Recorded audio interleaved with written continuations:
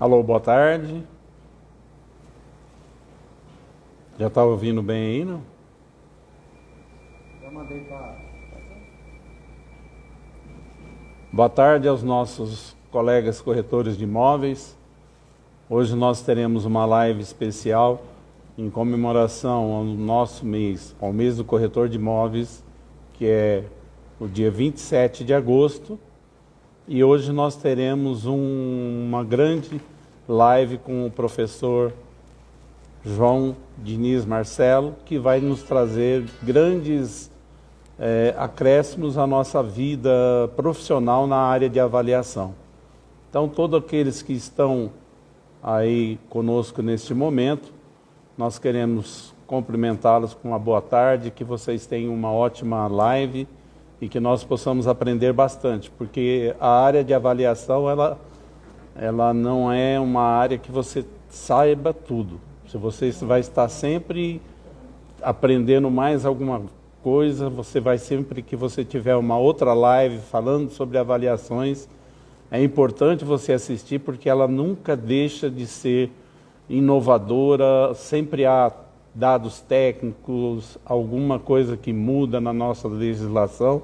Então é importante para nós acompanharmos essas lives sobre avaliações. Aprimorarmos sempre foi o nosso lema, o lema do Cresce sempre é que o corretor de imóveis esteja cada vez mais posicionado no mercado de uma maneira que ele possa influenciar no nosso mercado com a sua capacidade técnica. Então, capacitação é aquilo que nós trabalhamos. Então, vamos lá, nós já vamos iniciar a nossa live. Vamos convidar o nosso professor Diniz.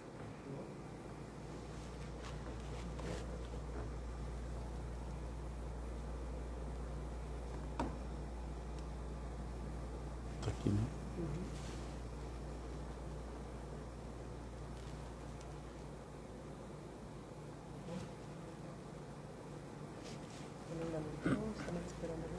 Bom, ele ainda não entrou. Enquanto isso, nós gostaríamos de comentar com os nossos colegas as nossas campanhas para o mês de agosto, onde nós temos a campanha nos Busdor de valorização profissional, já está na rua, tá? E vocês podem acompanhar pelas nossas redes sociais, e também, a partir do dia 15, nós teremos os outdoors. Além da nossa saudação para o mês do corretor de imóveis, nós temos também uma mensagem para os nossos colegas e para também os clientes. Boa tarde, professor Diniz, é um prazer tê-lo aqui conosco nesta tarde. Ele que é perito avaliador. Eu gostaria que o senhor fizesse a sua autoapresentação aí, porque o seu cadastro é grande e aqui ficaria difícil para eu falar tudo, tá? Sem estar aqui lendo. Então, é um prazer estar contigo nesta tarde e creio que isso vai enriquecer muito os nossos colegas com essas dicas, com todo o seu saber que o senhor pode passar para nós. Eu gostaria que o senhor, primeiro, se auto-apresentasse, tá? Está me ouvindo bem? Tudo bem. Boa tarde, presidente Eli. É um prazer participar desse encontro no Cresce do Mato Grosso do Sul. Parabenizar pelo teu trabalho que tem realizado à frente da nossa categoria profissional.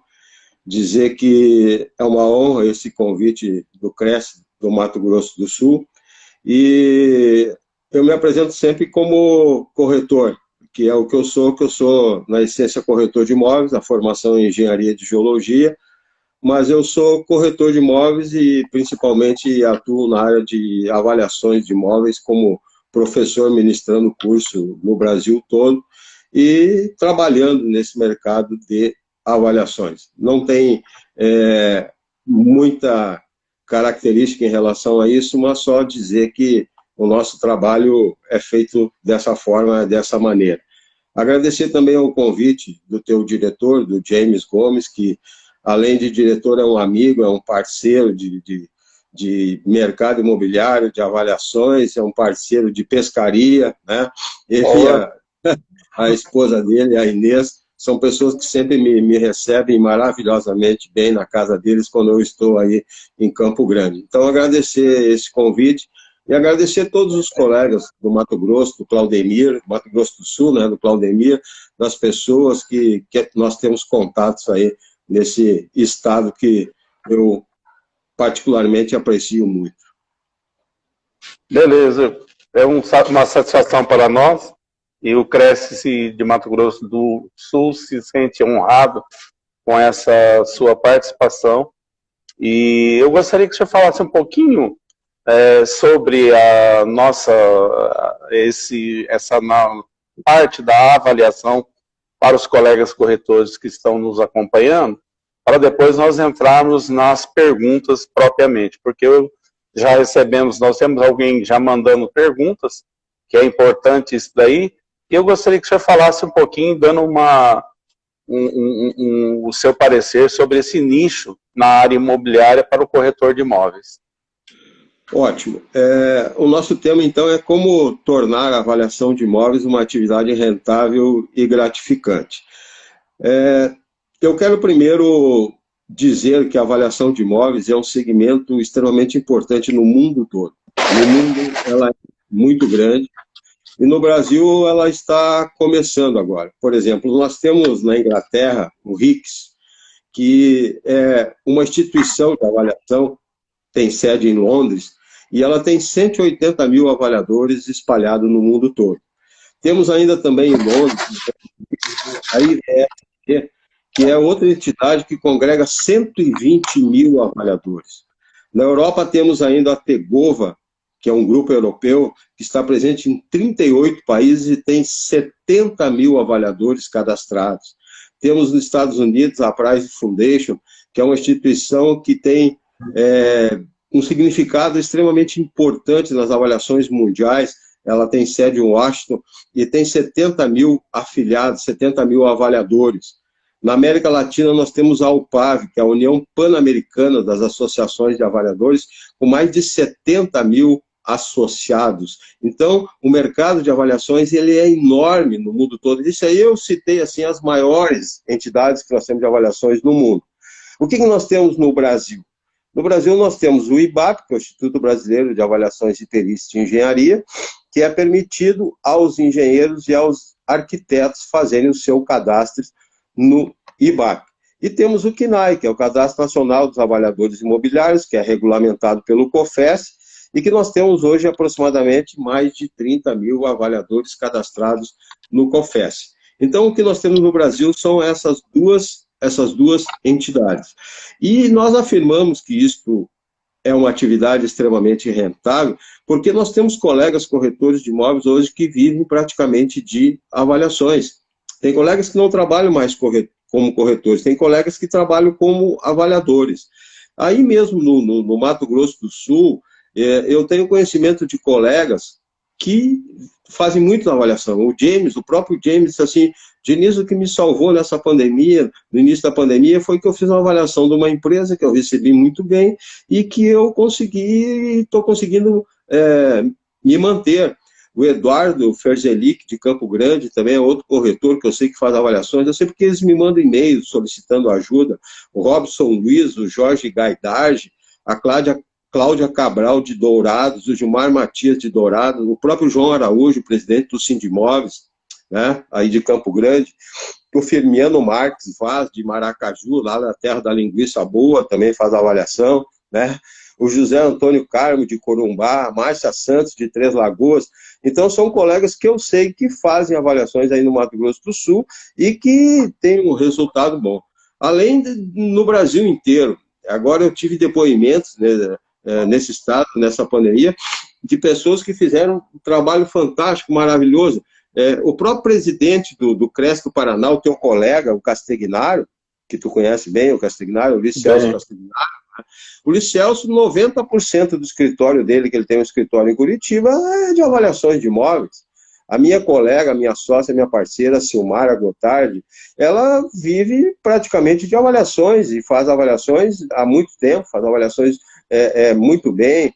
O José Carlos Bonan é outro corretor do Rio de Janeiro, de Cabo Frio, vive quase que exclusivamente de avaliação, um excelente corretor, excelente avaliador. João Pinho, de Florianópolis, de São José, faz muitas avaliações judiciais. Quer dizer, existe hoje no Brasil muitos, mas muitos colegas mesmo trabalhando com avaliação e com ótimo resultado. Por isso que a gente diz que é uma atividade. É gratificante por quê? Gratificante porque quem gosta de avaliação, fazer avaliação é maravilhoso, é fantástico. Agora tem que gostar. Tem que gostar tudo na vida, né? Com amor é muito melhor, muito mais fácil, muito mais gratificante. Eu acho interessante que você fala gratificante e tem até uma coisa importante. Você, quando começa a trabalhar na área de avaliação, você começa até, vamos dizer assim, às vezes avaliando até as coisas que não estão para avaliar, porque você acostuma a fazer aquele teu serviço, então você é importante para o corretor de imóveis, inclusive, na hora dele colocar os imóveis à venda, que ele vai colocar no próprio escritório dele, que ele faça uma avaliação antes. Que não seja só o preço do proprietário, né?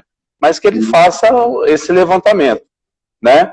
É interessante isso daí. Eu quero cumprimentar a Silmara, que está nos assistindo, tá? A Matilde Aquino, Reginaldo Riso, Aniel Couto, Elizabeth Marcelo, Irene Dias, Jefferson Santos, Carlos Augusto, Josimar, Gil Bueno, Fernando Mandrar, Luiz Masson, Luiz Conceição, Emerson Santiani, Jurema Nunes, Ida Freitas, Luiz Vasconcelos e o Darlan.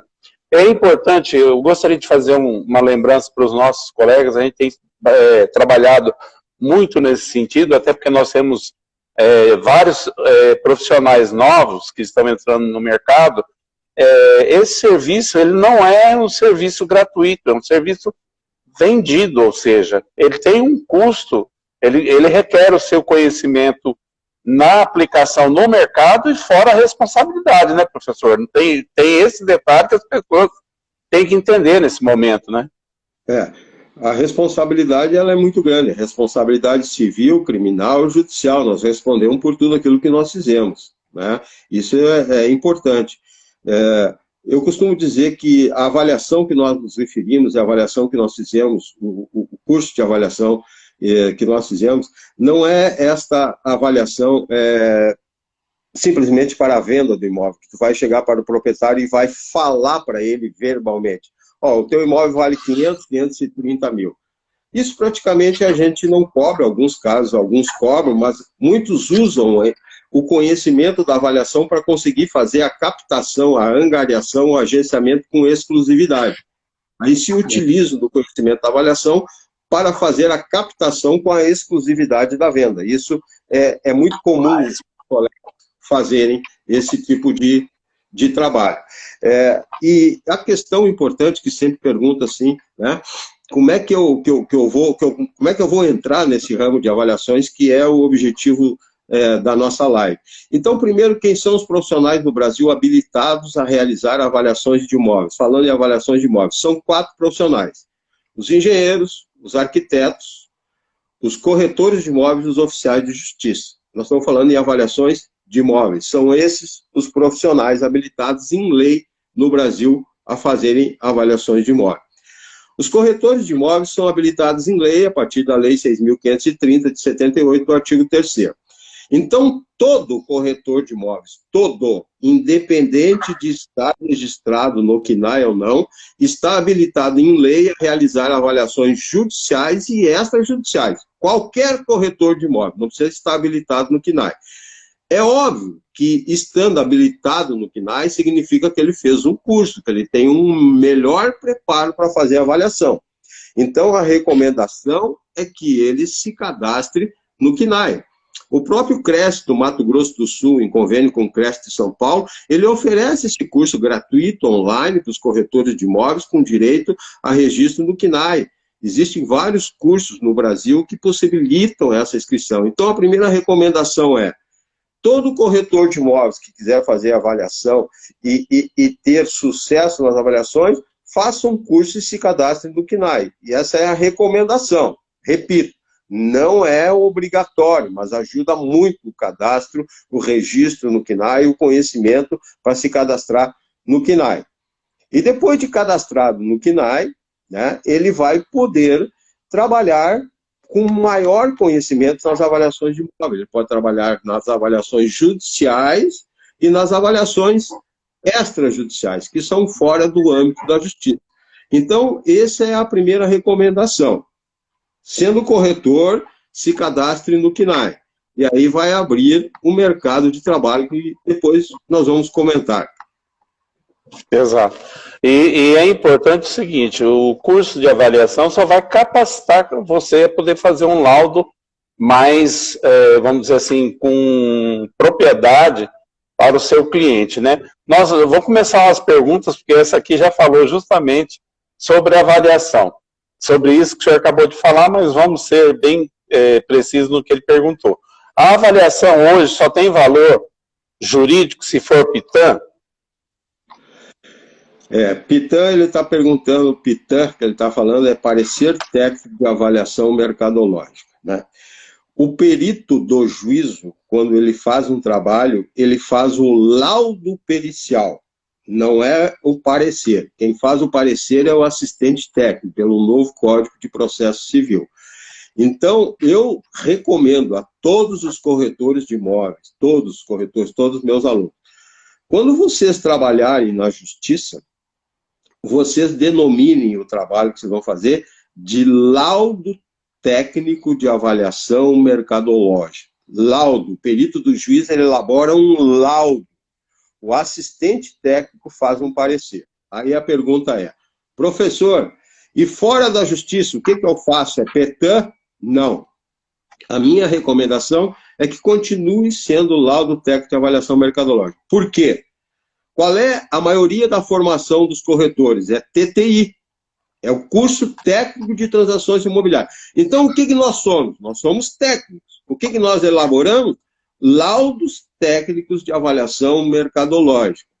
A denominação de PETAM, ela está na resolução 1066 do COFES, por uma estratégica, na época que nós tivemos, para não haver contestação dos engenheiros e dos arquitetos, e para colocar o trabalho que nós faríamos dentro dos ritos legais do que determinava o Código do Consumidor na época, que ele dizia que nós não poderíamos oferecer um serviço se não fosse baseado em questões técnicas. Então, foi o que a gente escolheu e deu muito certo, porque nós conseguimos defender todas as contestações que ocorreram na época, onde havia uma disputa, naquela época, muito grande entre engenheiros, arquitetos e corretores de imóveis na contestação das avaliações. Mas nós ganhamos em todas as instâncias, isso está superado, transitado e julgado. A minha recomendação é que trabalhe sempre com laudo técnico de avaliação mercadológica. Beleza. Tá, a outra pergunta que nós temos aqui, e eu quero avisar os nossos colegas aí que vocês podem fazerem as perguntas, estão anotando. Eu não consigo falar só aqui, porque a gente vai conversando e seguindo, mas tem pessoas anotando aqui as perguntas. Quantas amostras, amostragem no mínimo que deve ter uma avaliação? Aqui ele não está nem falando do PITAM, ele está falando da avaliação. Certo. A recomendação é, quanto mais amostra, melhor. Os bancos, os engenheiros de avaliações, para trabalhar com inferência estatística, eles trabalham com 40, 50, 60, 80 amostras. Nós, normalmente, trabalhamos entre 6 e 20 amostras. Quanto mais amostras, melhor. Mas existem situações de cidades muito pequenas, por exemplo, eu vou em Aquidauana, eu vou a Anastácia, eu vou fazer a avaliação do imóvel lá, e só tem uma ou duas amostras. Eu vou trabalhar com essas duas amostras. Eu sempre digo, nós não somos mãe de nada, nós não fizemos milagre, nós temos que trabalhar com o que tem. Né? Então, tem uma amostra? Tem, eu vou trabalhar com essa amostra. Nós não podemos ter preguiça na coleta, na pesquisa das amostras. Nós temos que perguntar, nós temos que caminhar, nós temos que ir ao imóvel, nós temos que fazer a vistoria. como eu digo, tem que sentir o cheiro do imóvel, tem que ir lá no local, fazer pergunta, conversar com o proprietário, conversar com o vizinho, conversar com os corretores, conversar com as imobiliárias, no registro de imóveis, na prefeitura, nos tabelionatos, nos cartórios. Enfim, eu preciso fazer essa pesquisa. Eu não posso avaliar em casa de forma nenhuma. Mas a recomendação é, quanto mais amostra, melhor vai ficar o trabalho, sem dúvida nenhuma. Mas se tiver uma ou duas, nós vamos fazer. E o principal, nós entendemos que não existe outras amostras. Então não vai ter alguém que vai chegar assim, não, Diniz, não é isso, porque tem outras amostras. Não tem. Então tu vai escrever no teu laudo que não tem, que não existe outras amostras, que tu está te baseando nas informações que tu conseguiu coletar. Certo. Uma outra pergunta que nós temos aqui é o seguinte: como devo utilizar a amostra de imóveis com área construída? Ou seja, imóveis construídos para usar como amostra. Bom, se ele tivesse referido a uma casa, né, ou a um prédio, porque eu sempre pergunto, a primeira pergunta que o corretor, quando for avaliar, deve se fazer assim: qual é o imóvel que eu vou avaliar? Eu sempre falo assim, né, dou um grito assim: qual é o imóvel? Pô, o senhor é louco? Não.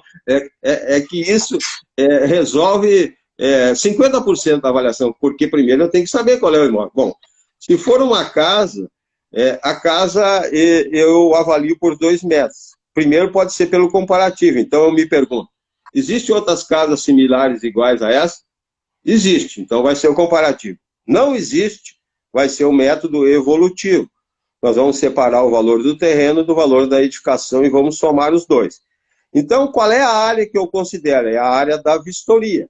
Se a casa tem uma área menor do que aquela que eu identifiquei, eu vou avaliar pela área que eu identifiquei, mas eu vou citar no meu laudo que no documento a área está menor, certo? Mas é sempre a área da vistoria, da perícia, do momento da avaliação que eu vou considerar para fazer essa avaliação.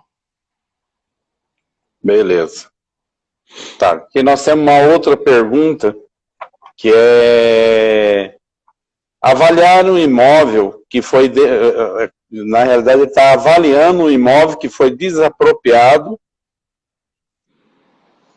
para valorização da região. Pergunta: leva em consideração a atual ou o que era anteriormente? Então, na realidade é o seguinte, aqui a pergunta dele é bem... Vamos traduzir para o português. Ele está avaliando um imóvel que foi desapropriado pela prefeitura, tá? Para fazer uma rua e era um terreno. Aí houve uma valorização em face disso para o bairro, certo? O que ele pergunta: devo levar em consideração a avaliação do atual ou o anterior? Bom, então o imóvel é um terreno, certo? A avaliação é para efeito de melhoria do bairro, certo? Que vai sair uma rua nova. A avaliação, ela é sempre feita na data da avaliação e nas condições que o imóvel se encontra. Na data da avaliação e nas condições que o imóvel se encontra, certo?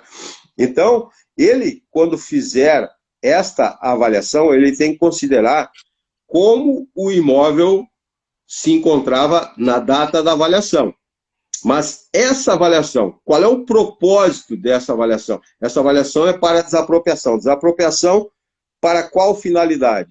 Para a melhoria do bairro. Ele tem que considerar essa questão que o imóvel que ele está avaliando, né, é para uma melhoria do bairro. Então, ele considera isso sim na sua avaliação, na condição de que esse imóvel vai ficar após a melhoria do bairro, que é essa finalidade que ele está sendo avaliado. Cadê mais? Tá. E aí, deixar bem claro para ele que ele vai ter que levar em consideração o que está lá hoje, né? Não como era antes. Como era antes. Vai logo. Os caras estão devagar para escrever as perguntas, eles são mais devagar do que eu. Não é fácil, não. Qual a média? Essa aqui é boa, tá? Essa aqui é bem pessoal e é bem legal, ó. qual a média de preço que cobro por uma avaliação? Essa aqui não tem problema. Essa é a pergunta mais frequente, que quer saber quanto ganha, né? Primeiro, tem que saber que corretor não ganha comissão, corretor ganha honorário. Nós somos profissionais liberais, a nossa tabela é de honorários, não é de comissão. Nós somos profissionais liberais, não somos autônomos. Essa é a primeira questão. Muito bem. Existem várias tabelas de cobrança de honorários sobre avaliações no Brasil. Várias tabelas. E essas tabelas, por orientação do CAD, que é o Conselho Administrativo de Defesa Econômica, diz que todas elas são referenciais. Uma das questões mais complexas da avaliação é estabelecer honorários. Uma das questões mais complexas que tem. Tanto é que o vice-presidente de avaliações do COFES, que é do Mato Grosso, que é o Barcelos, que é engenheiro, é advogado, corretor de imóveis, fez uma sugestão ao presidente João Teodoro do COFES e será lançada em breve, uma circular orientativa estabelecendo o valor da hora técnica referencial para os corretores cobrarem em relação às avaliações de imóvel. E provavelmente, por tudo que eu já sei, que eu já conversei com o Barcelos, já troquei alguns e-mails com o João Teodoro, é que essa hora vai ficar em torno de R$300, aproximadamente R$300 a hora técnica. Então, a recomendação é que o perito avaliador, o corretor, ele faça uma estimativa do número de horas que ele vai trabalhar, juntando com os custos que ele terá de deslocamento ou não, hospedagem, refeição, documentação, assessoria técnica, tudo que ele estabeleça o número de horas, mais os custos fixos que ele terá para fazer a avaliação, e estabeleça os honorários dele. E com o tempo ele vai pegando a prática. Tem uns assim, Diniz, eu não trabalho menos de 5 mil. Outros assim, Diniz, eu não trabalho menos de 3 mil. Diniz, eu vou fazer mais barato agora e depois eu começo a cobrar mais caro. Então, tem de tudo, tá? Uma das maneiras mais indicada para quem está iniciando na profissão e quer mostrar trabalho e quer mostrar que ele tem capacidade, conhecimento nas avaliações judiciais, que eu recomendo muito, é o seguinte: procure um juiz, procure alguém do teu estado e se ofereça a ele para fazer 1, 2, 3, 4, 5 avaliações de assistência judiciária gratuita, que é a JG, onde tu vai receber o mínimo estabelecido pelo Poder Judiciário do teu estado, 200, 300 reais, às vezes 400, 500, 600, tem uns que eu já vi até 800 reais, mas isso varia. Então, te oferece ao juiz assim: excelência, eu sou corretor, eu estou me cadastrando no CNAE, eu já estou cadastrado no CNAE, e eu quero que o senhor me intime, me nomeie, para eu fazer 2, 3, 4, 5 avaliações judiciais gratuitas, porque eu quero que o senhor tome conhecimento do meu trabalho. Se o senhor gostar do meu trabalho, depois o senhor passa a me indicar, aí é onde eu terei que estabelecer os meus honorários. Essa é uma forma, é um procedimento que vários colegas no Brasil inteiro fizeram, se utilizarem e ainda estão fazendo para mostrar, para ficarem conhecidos no Poder Judiciário do seu estado. Ah, mas eu não vou trabalhar de graça. Tudo bem, pô, tem uns que assim, não, de graça eu não trabalho, não faço. Tudo bem, cada um estabelece o que é bom para si. Mas esse, sem dúvida nenhuma, é um procedimento que abre portas, principalmente no setor judiciário. Porque quem apresenta um laudo bem feito pode ter certeza que vai adquirir a confiança do magistrado e esse magistrado irá indicá-lo para futuras avaliações. Isso não resta dúvida. Beleza. Eu vou só dar uns cumprimentos aqui para não deixar só também as nossas perguntas. Justino Delmones, um abraço. William Santana, Luiz Carlos Oliveira, Gilson Menezes, Bento, Borges, Sena, José Monese, Helena Marinho, Rodrigo Sanini, Marco Jorge, Adilson Paim, Benício Pereira, Eliane Freitas, Margarete, Elga, Marcelo, Yasmin, Caroline e Luciana Almeida. Agora vamos a uma pergunta. que eu acho interessante, e isso é importante, porque ela é com relação como faço uma avaliação rural. Primeiro, tá? O corretor de imóveis pode fazer a avaliação rural? Quem é que está perguntando, Eli? Não puseram o nome dele aqui. Não puseram, não. Tá. Assim, ó. Robson. Robson. Robson, ontem, Robson, nós divulgamos, ontem nós fizemos o segundo painel de debate sobre avaliações de imóveis. E o tema ontem foi imóveis rurais. Nós passaram ontem pelo nosso debate, foi ontem às 19h30, 476 colegas corretores de imóveis de todo o Brasil. E ficou ao mesmo tempo em torno de 150 pessoas. Só imóveis rurais. Nós colocamos o depoimento de um colega de Minas Gerais, do Chuvisco, que só ele já fez mais de 5.000 avaliações. Só ele. Tivemos depoimento de uma colega também do Rio Grande do Sul, que essa colega trabalha com avaliações, a Raquel, de Restinga Seca, e foi ótimo, ótimo. Mas o corretor de imóveis, sem dúvida nenhuma, ele pode tranquilamente realizar avaliações de imóveis rurais. Tranquilamente. Ele comercializa, ele vende e ele faz muito. E aí no Mato Grosso do Sul tem os colegas que trabalham só com esse segmento. Beleza. Tá. O Luiz Masson. É porque às vezes o pessoal anota o nome, às vezes aqui não, tá? Então não vão perguntando, não. Por que o corretor de imóveis não faz avaliação para bancos, sendo que tem conhecimento de mercado e não engenheiro, e sim o corretor que tem conhecimento do mercado, não é o engenheiro, e sim o corretor de imóveis?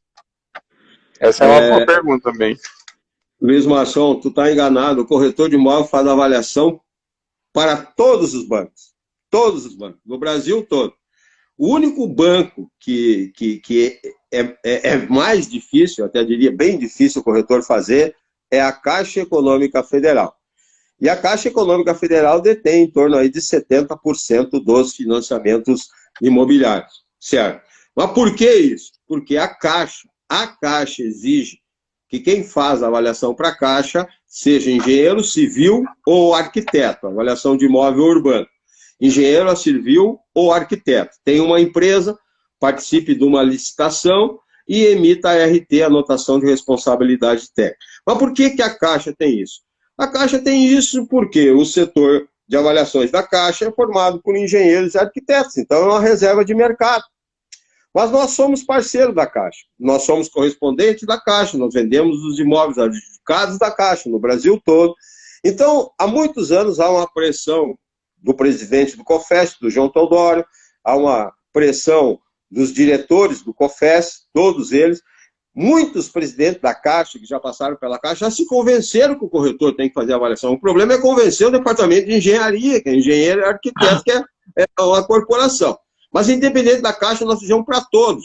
Aí, no Mato Grosso do Sul, os colegas trabalham muito com o Cicobi, com o Sicredi, fazem muita avaliação para todos os bancos. Professor, mas tem um cadastro para isso? Não tem. Mas como é que é isso, senhor? É o QI, é o que indica.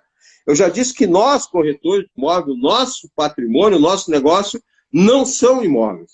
Não são. O nosso negócio são pessoas. Os imóveis vêm por meio das pessoas. Então, o nosso negócio é contato, é QI. Tem que falar com o gerente do banco, tem que falar com o supervisor, tem que ser amigo disso, tem que ser amigo daquilo. É como tudo na vida. O nosso negócio são pessoas, é relacionamento. O corretor de imóveis vive de relacionamento, de pessoas.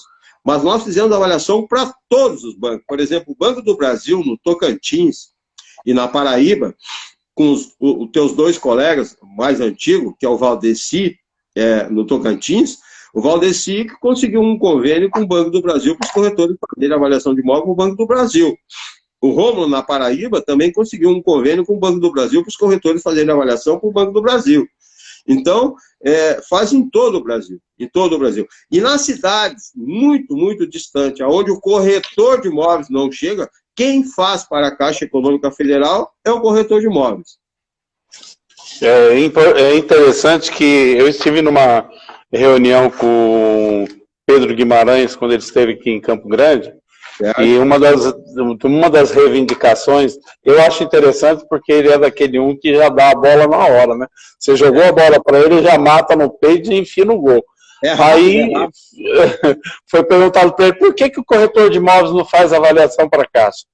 Aí depois passou lá, e aí ele, boa pergunta, fulano, por que os corretores de imóveis não fazem? Então, isso aí eles ficaram até também, lógico, essa é aquela velha história, né? A água tanto bate até que fura. Então a gente vai fazendo isso até que fura. Agora, só uma coisa que também que a gente tem que ver, agora eles aumentaram um pouco o valor das avaliações, né? Que antes era... muito baixo. Aqui agora eles passaram para 850, mas antes era isso aí, 300, 350. 850, eles cobram de quem vai fazer o financiamento. Agora eles repassam 300, no máximo está 500 reais. Pelo amor de Deus. Porque antes aqui eles cobravam 350, 350 a avaliação. Entendeu? Aqui é uma outra pergunta, também não tem o nome, mas... O juiz, na nomeação do perito, ele deve levar em consideração a tabela sugestiva? Deve ser de honorários, né? O juiz dificilmente ele já faz a nomeação estabelecendo honorários.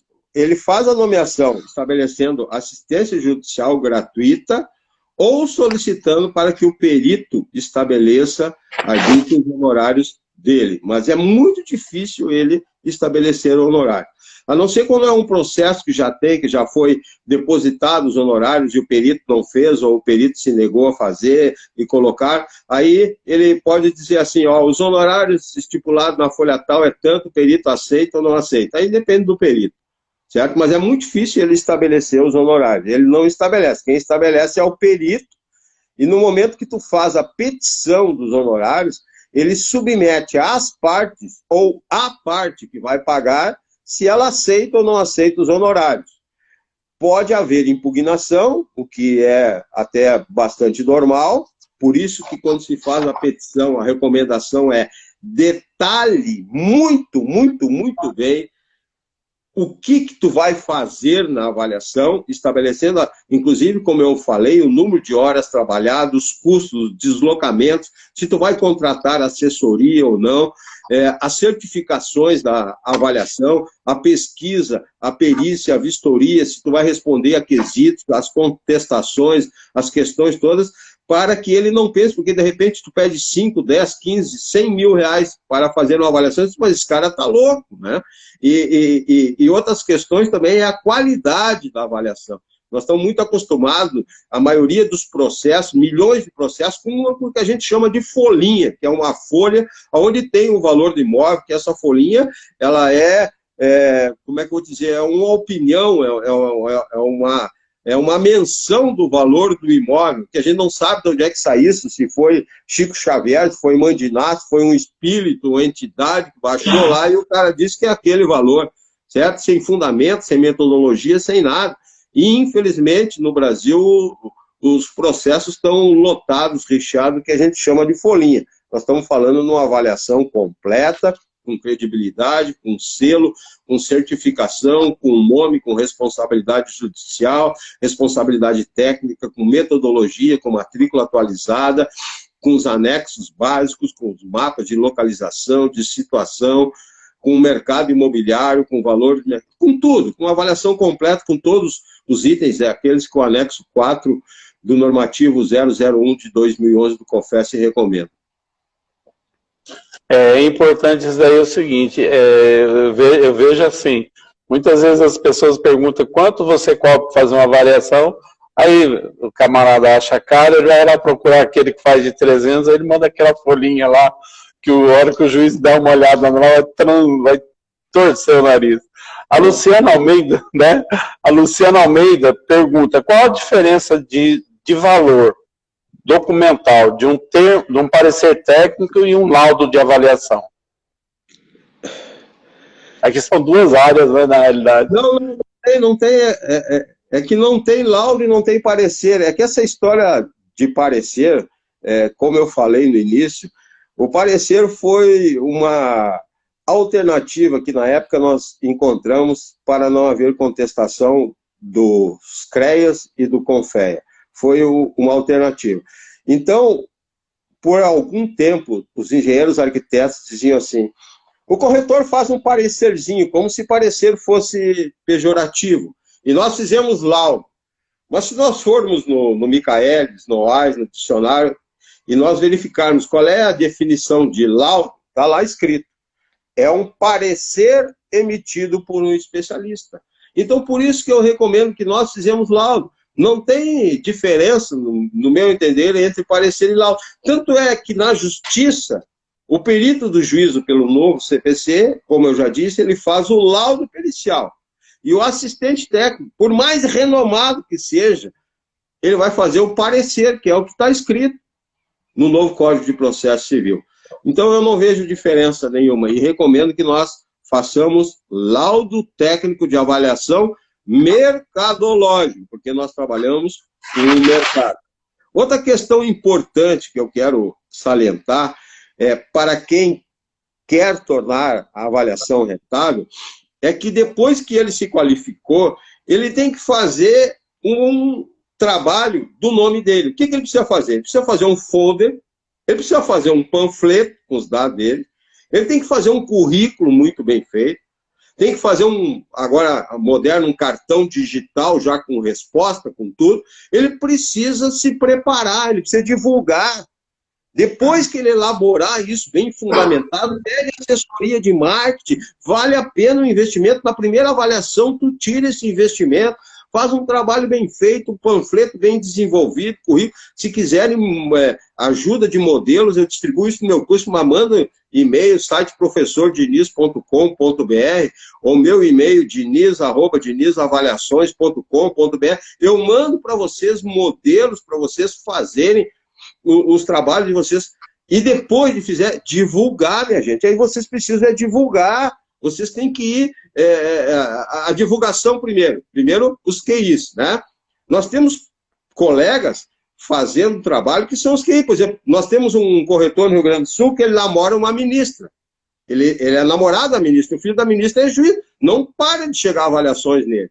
Nós temos um outro colega que ele é parceiro do juiz, parceiro de futebol, parceiro de balada do juiz.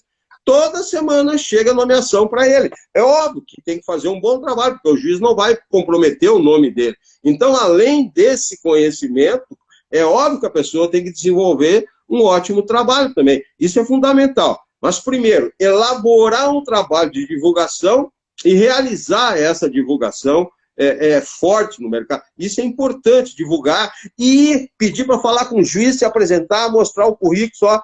Aí me pergunta assim, professor, como é que eu vou fazer se eu nunca fiz avaliação? Tem que começar. Tu tem que começar, tem que dizer que tu é corretor, a experiência que tu tem. É isso, tem que começar. Tem que ir à luta, tem que se apresentar e pessoalmente, mandar pelo correio. Não adianta mandar por e-mail porque volta. No Brasil todo volta, certo? Então, vá pessoalmente, divulgue, né? Visita os juízes. Isso eu estou falando no âmbito judicial, sem entrar ainda no âmbito das avaliações extrajudiciais, que é fora da justiça. Eu estou me referindo à justiça. Beleza.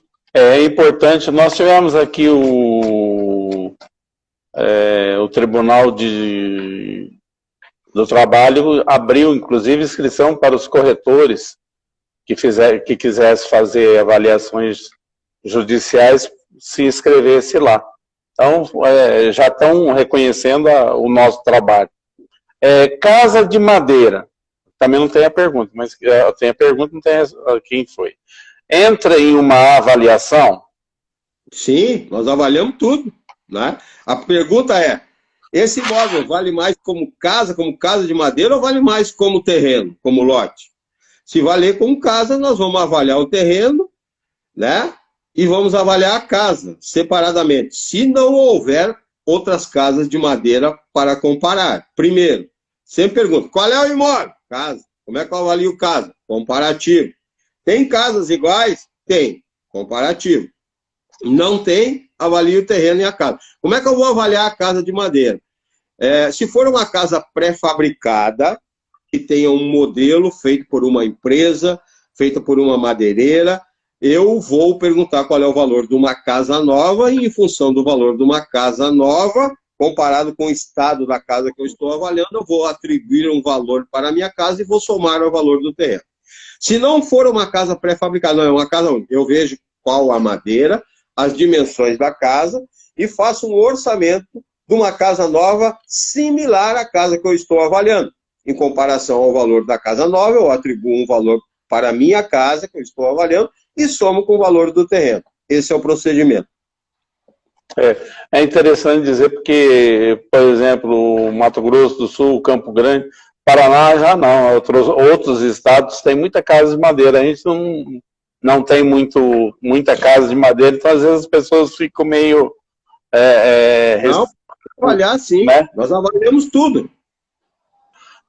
Aqui tem a pergunta da Luciana Freitas. É recomendado ter como referência imóvel que já foi vendido ou que está anunciado? A preferência nossa é imóvel vendido, comercializado, negócio concretizado, só que é muito difícil. E outra questão, como eu já falei, os corretores gostam de avaliar muito em casa, sentado. Então, o que eles avaliam? Eles vão na internet, vão no site e pegam.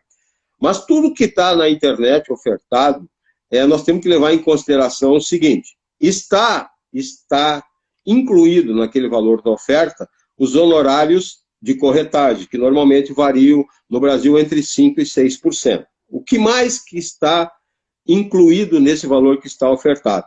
Uma certa gordura.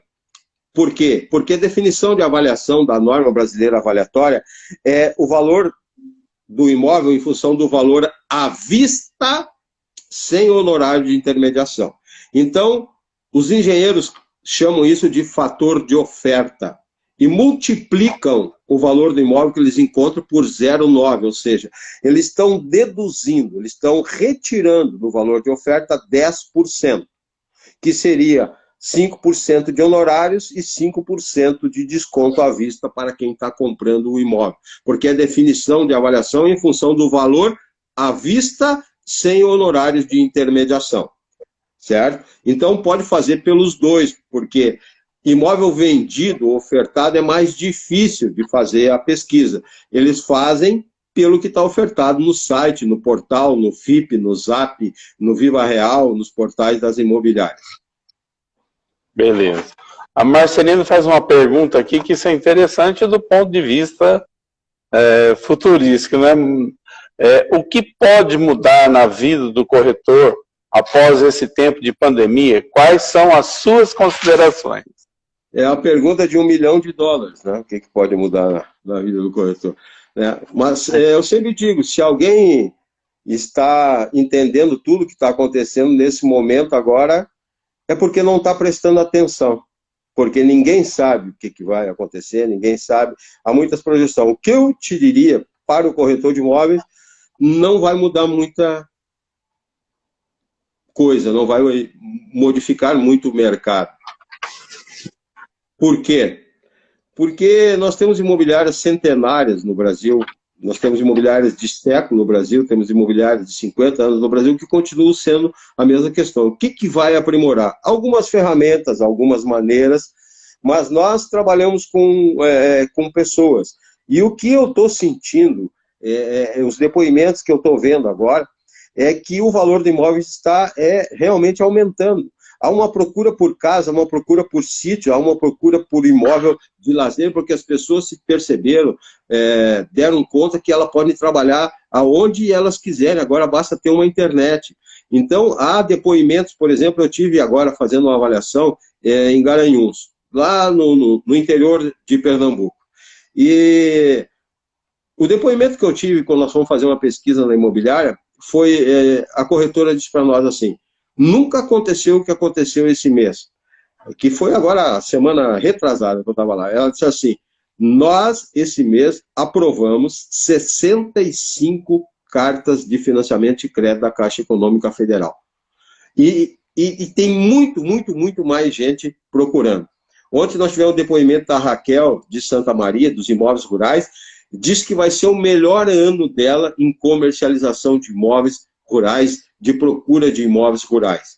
Né? Tem um depoimento de uma colega, a Francisca, que é de Pouso Alegre, de Minas Gerais, que é uma cidade muito forte no comércio, na indústria, de tudo, diz que o mercado está extremamente aquecido. Maringá, no Paraná também, extremamente aquecido o mercado. Várias cidades que nós temos conversado, as pessoas assim, Diniz, há uma procura muito grande, o mercado não parou, o mercado está forte, o valor dos imóveis está aumentando, não baixou o valor dos imóveis. Então é isso, é o retorno que nós temos do mercado imobiliário. Nós tivemos aqui, nos levantamentos que nós fizemos no mês de março a maio, foi a nossa pandemia aqui mais forte, nós tivemos um acréscimo nas vendas de 39%. Olha só. Tá? Com relação ao ano passado. E de janeiro até junho, nós tivemos, no geral, deu 27%. Então, vamos dizer assim, é um negócio invejável, né? De ver, mesmo não parando, vamos dizer assim, mesmo essa ameaça não para, que a gente está tendo, nós tivemos um mercado girando. Eu vou só dar uma resposta antes aí da gente continuar aqui. Eu não consigo ler, mas vocês não marcaram o nome. Mas ela está perguntando porque nós tivemos um curso de avaliação, por causa da pandemia ficou parado. Não pode se fazer ajuntamento de pessoas, nem reuniões, então nós não temos... estamos para marcar, é que nós estamos o Ministério Público tinha pedido que fizesse um lockdown aqui, e conseguindo negociar, continuamos trabalhando, inclusive a nossa área da imobiliária, nós estamos dentro da área especial, então nós estamos dentro conseguindo trabalhar mesmo com vamos dizer assim, nos nossos horários habituais, inclusive sábado e domingo, que tivemos 2 lockdowns, sábado e domingo, nós continuamos trabalhando. Eu vou mandar um abraço rápido. Esse é o que eu falo que são os QIs, né? Esses são os QIs, são os amigos, é isso aí. Maravilha. Professor, eu vou só mandar um abraço rapidão aqui para mais só umas 10 aqui, que tem o Breck Consultoria, José Ferreira, Amanda, Davi, Larissa, Januária, Livinha Gonçalves, Araújo, Lídio Siqueira, e do nosso amigo Clédio. Bom, qual a minha argumentação? Qual o melhor? Essa aqui é a pergunta da Thales Alencar. E essa pergunta nós acho que vamos ter que encerrar, porque nosso tempo está estourando. Thales Alencar, qual a melhor argumento para o proprietário resistente à sua avaliação? Qual é o melhor argumento? Tem um corte. Qual o melhor argumento para o proprietário resistente à sua avaliação, ou seja, a nossa avaliação, né? Ele tem a avaliação dele, nós temos a nossa. É fazer uma pesquisa com os imóveis similares a ele, que estejam no mesmo bairro, e dizer assim, ó, a média dos imóveis aqui está, por exemplo, 500 mil, o senhor quer 700, o seu imóvel é igual aos outros. Só que aí entra aquela questão que a gente fala assim, a diferença entre valor e preço. Valor é uma determinação técnica que o perito, o avaliador, faz em função de técnica, de metodologias avaliatórias. Agora, preço, quem coloca é o proprietário, é dele, ele vende pelo preço que ele quiser.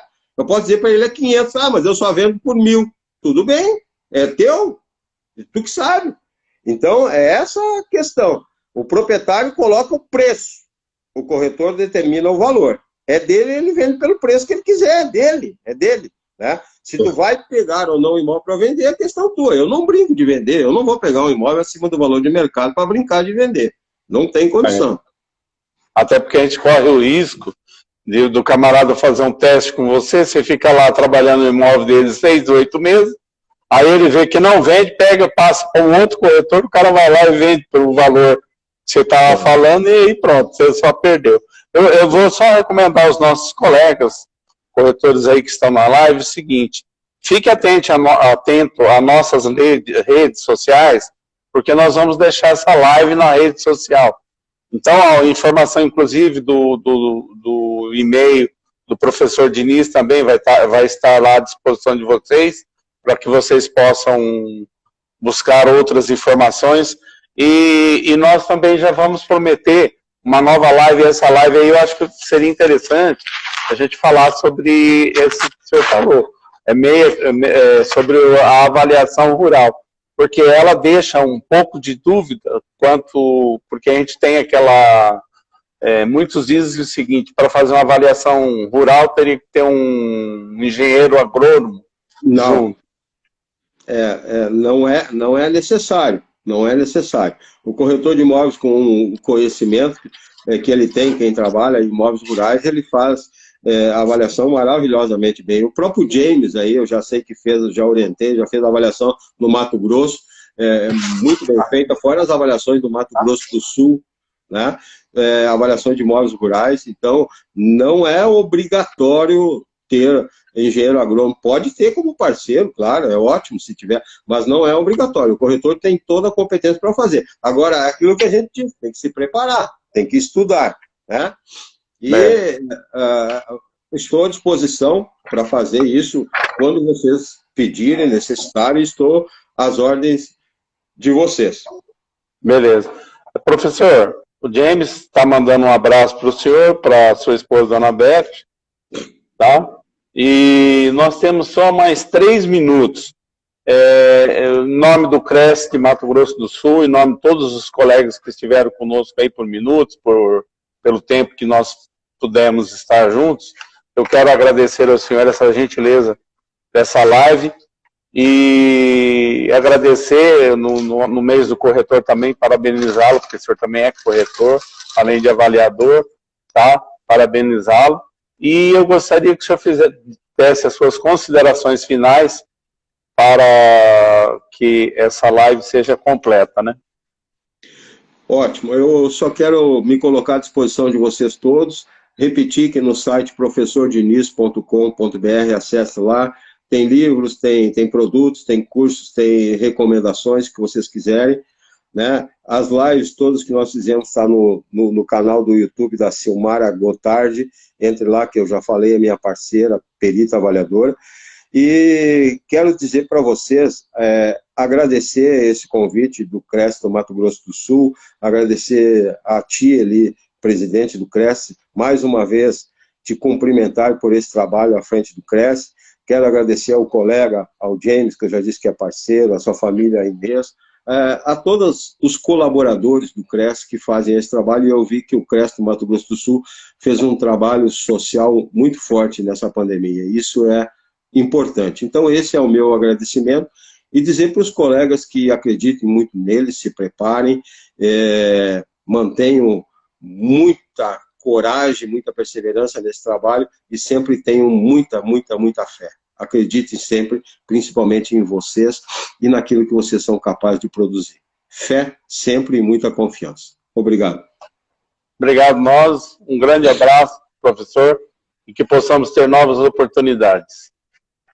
Obrigado a todos também. Obrigado. Tchau, pessoal. Muito obrigado. Muita fé a todos vocês. Obrigado. Tem que esperar para salvar, né?